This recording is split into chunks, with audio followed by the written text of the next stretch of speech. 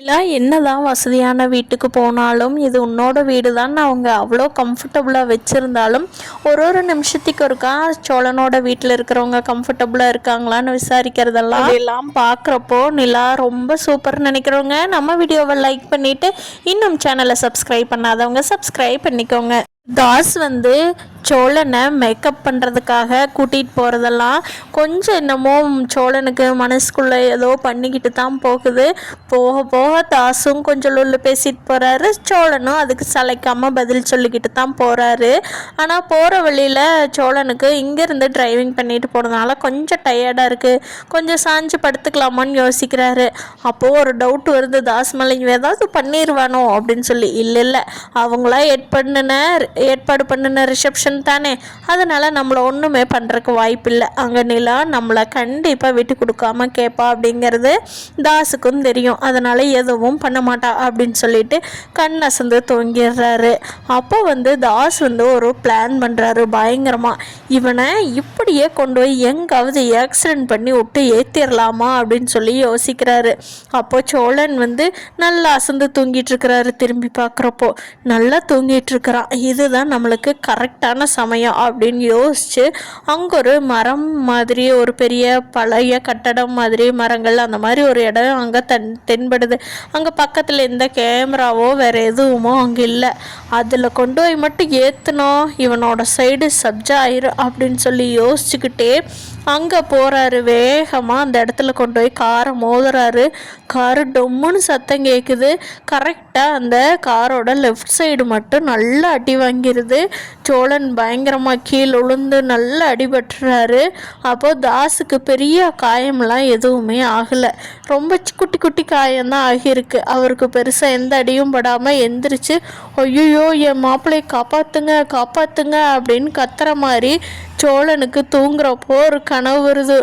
ஐயோ நிலா எனக்கு ஒன்றும் ஆகலை நான் நல்லா தான் இருக்கேன் அப்படின்னு சொல்லி கத்துறாரு தூங்குறப்பவே. ஐயோ நம்ம நிலா விட்டுட்டு போய் சேர்ந்துட்டோமா, ஐயோ நிலா நான் இருக்கேன், நான் நல்லா தான் இருக்கேன்னு கத்தி முழிச்சு பார்க்குறப்போ தாஸ் கூட காரில் தான் போய்கிட்டு இருக்கிறாரு. ஐயோ அப்பாடா இவங்களோட காரில் தான் போகிறோமோ, நம்மளுக்கு வந்தது கனவா, அப்பா சாமி கடவுளே என்னை காப்பாற்றிட்டியே அப்படின்னு சொல்லி சாமி கும்பிட்டு சோப்பான்னு பயங்கரமாக தூக்கம் தெளிஞ்சு எந்திரிச்சு உட்காந்துக்கிறாரு. காசு இருந்துக்கிட்டு என்ன மாப்பிள்ள கனவு பயங்கரமாக வந்ததா என்ன, நான் ஆக்சிடெண்ட் பண்ணி உங்களை கொல்ற மாதிரி வந்துச்சா அப்படிங்கிறாரு. அப்படின்னு சொல்லி திரும்பி பார்த்துட்டு சோழன் அதெல்லாம் ஒன்றும் இல்லை அப்படிங்கிறாங்க. கவலைப்படாதீங்க மாப்பிள்ள, அப்படியெல்லாம் எதுவும் பண்ண மாட்டேன். ஏன்னா ரிசப்ஷன் நாங்கள் தான் ஏற்பாடு பண்ணியிருக்கிறோம், எங்கள் சொந்தக்காரங்க முன்னாடி நான் அவமானப்பட விட மாட்டேன். அதனால் உங்களை பத்திரமா கூட்டிகிட்டு போயிட்டு பத்திரமா மேக்கப் பண்ணி கூட்டிகிட்டு வருவோம் அப்படின்னு சொல்லி நக்கலாக சொல்லும்போது தெரியும் அந்த நம்பிக்கையில் தானே நானும் கூட வந்திருக்கிறேன் அப்படிங்கிறாங்க சோழன்.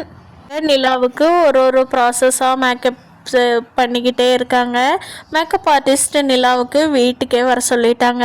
அப்படி சோழனுக்குமே வர சொல்லியிருக்கலாம், ஆனால் தாஸ் தான் வேண்டாம் நான் கூட்டிகிட்டு போகிறேன், அவனை வச்சு செய்யணுங்கப்பா, அதனால் நானே அவனை கூட்டிகிட்டு போயிட்டு வந்துக்கிறேன், போகிற வழியில் வர்ற வழியில என்னோட ஆத்திரம் தீர அவனை பேசணும். நிலாவை கூட்டிகிட்டு போகிற அன்னைக்கு மட்டும் கொஞ்சம் மிஸ் ஆகிட்டா, இல்லை நிலாவை இப்படி பார்த்துருக்கவே மாட்டோம், இன்னும் அவள் வெளிநாட்டில் போய் செட்டில் ஆகி ஜம்முன்னு இருந்திருப்பா. இந்த பிச்சைக்கார குடும்பத்தில் போய் வாக்கப்பட்டு அவளாக கஷ்டப்படுறாளோ சந்தோஷமாக இருக்கிறாளோ நம்ம உயிர் எடுக்கிறா. அதுக்கு காரணமான இவனை என்னால் முடிஞ்ச வரைக்கும் திட்டி கூட்டிகிட்டு வரணும். அவள் ஏன்டா நிலாவோட வீட்டுக்கு வந்தோன்னு சொல்லி அவள் கஷ்டப்படணுங்கப்பா, அதனால் நானே கூட்டிகிட்டு போகிறேன், யாரையும் இங்கே வர ஏற்பாடு பண்ணிடாதேன்னு சொல்ல வந்தா நிலாவோட அப்பா சரிடா போய் நீ வச்சு செய், என்னால் தான் ஒன்றும் பேச முடியல, நீ போய் நல்லா உன்னால் முடிஞ்சது பண்ணிட்டு வா அப்படின்னு சொல்லி தான் அனுப்பிச்சி விட்டுருக்காங்க. வழியிலேயாகட்டும் அங்கே போய் சலூன்லேயாகட்டும் இவரை கொஞ்சம் அசிங்கப்படுத்துகிற மாதிரியே தான் தாஸ் பேசுகிறாரு. ஆனால் சோழனுக்கு சொல்லியா கொடுக்கணும் பேச்சு திறமையில, அவர் பயங்கரமாக ஈடு கொடுத்து அங்கே இருக்கிறவங்களோட கலகலப்பாக என்ஜாய் பண்ணி தாஸுக்கு சரியான பதிலடி கொடுத்து அவருக்கு உண்டான ஃபேஷியல் எல்லாமே பண்ணிக்கிட்டு வர்றாங்க. அவருக்கு மெஹந்தி லைட்டாக இதெல்லாம் முடித்ததுக்கப்புறம் மேடம் நீங்கள் ஒரு 2 மணி நேரம் நாங்கள் ஒரு முகத்தில் ஒரு இது போட்டு விடுவோம், ஒரு 2 மணி நேரம் நீங்கள் அப்படியே வச்சுருக்கணும், அப்படியே படுத்து தூங்கிடுங்க அப்படின்னு சொல்கிறாங்க. அப்படிங்கிறாங்க. அதுக்கு முன்னாடி உங்களுக்கு ஏதாவது வேலை இருந்தால் முடிச்சுட்டு வந்துடுங்க மேம், 2 மணி நேரம் நீங்கள் ரெஸ்ட் எடுக்கிற மாதிரி தான் இருக்கும் அப்படிங்கிறாங்க. சரி சரி, அப்போ போய் நான் என்னோடய ஃபேமிலியெல்லாம் பார்த்துட்டு வந்துடுறேன். அண்ணி அவங்களாம் எந்த ரூமில் இருக்காங்க அப்படின்னு சொல்லி நிலா கேட்குறாங்க. நிலாவோட அம்மா இருந்துக்கிட்டு, ஏண்டி வந்து 2 மணி நேரம் கூட ஆகலை, அவங்கள இப்போ தானடி, அதுவும் நம்ம வீட்டுக்குள்ளே தானடி அவங்க இருக்காங்க, அதுக்குள்ளே போய் நீ என்னத்தை பார்க்க போகிற அப்படின்னு சொல்லி தேனு கேட்கவும், நிலா இருந்துட்டு, இல்லைம்மா அவங்க கம்ஃபர்டபுளாக இருக்காங்களா இல்லையான்னு நான் போய் பார்த்துட்டு வர்றேன் அப்படிங்கிறாங்க. ஏய் அதெல்லாம் பார்த்து கம்ஃபர்டபுளாக தாண்டி வச்சுருக்குது அப்படிங்கிறாங்க. இல்லை இல்லை நான் போய் ஒருக்கா பார்த்துட்டு வர்றேன் அப்படிங்கிறாங்க. நிலாவோட அண்ணி சொல்கிறாங்க, அதுதான் சோழன் வந்து அண்ணா கூட்டிகிட்டு போயிட்டாரே நிலா அப்படிங்கும். இல்லை நீ இவங்களாம் இருக்காங்கல்ல, நான் ஒரு டைம் பார்த்துட்டு வந்துடுறேன், அதுக்கப்புறமா மேக்கப் பண்ணிக்கலாம் அப்படிங்கிறாங்க.